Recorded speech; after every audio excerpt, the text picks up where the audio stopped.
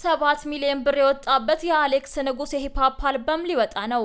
የድሮ አራዳ የተሰኘው የአሌክስ ንጉስ የመጀመሪያ ሂፕሆፕ ሀገርኛ አልበሙን ሊለቅ መሆኑ ተገለጸ። ይህ የድሮ አራዳ የተሰኘው አልበም በግጥምና ዜማ አሌክስ ንጉስ፣ ሁናንተነ ሙሉ፣ ሀብቶም ደጀኔሴም የተሳተፉ ሲሆን በሙዚቃ ቅንብር ፓፓዊ ዋና ዲናር፣ ሚክሲንግና ማስተሪንግ 9 ትራክ ፓፓዊ ዋና 1 ትራክ ዲናር ተሳትፈውበታል። የድሮ አራዳ አልበም 10 ሙዚቃዎች ያሉት ሲሆን አልበሙን ሰርቶ ለማጠናቀቅ 2 ዓመትና 7 ሚሊዮን ብር በላይ በጀት መፍጀቱ በመግለጫው ላይ ተነግሯል። አልበሙ ላይ ወይንዬ፣ ውብቂትና ውዷ ባለቤት የተሰኙ 3 የሙዚቃ ቪዲዮዎችን ተሰርቶ የተጠናቀቁ ሲሆን ይህን ሂፕሆፕ ሀገርኛ አልበም ሙሉ በሙሉ ወጪ በራፐር አሌክስ ንጉስ ፕሮዲውስ ተደርጓል። ይህ የድሮ አራዳ ሂፕሆፕ ሀገርኛ አልበም ስለ ፍቅር፣ ስለ ሀገር፣ ስለ ወጣትና ስለ ራስ የተለያዩ ማህበራዊ ጉዳዮች ላይ ይዳስሳል። ራፐር አሌክስ ንጉስ ካሁን በፊት ወገቧን ኢትዮጵያ ትቅደም፣ ነይ ነይ፣ ለምን ብቻ እይታ በሚሉ የሂፕሆፕ ነጠላ ዜማዎች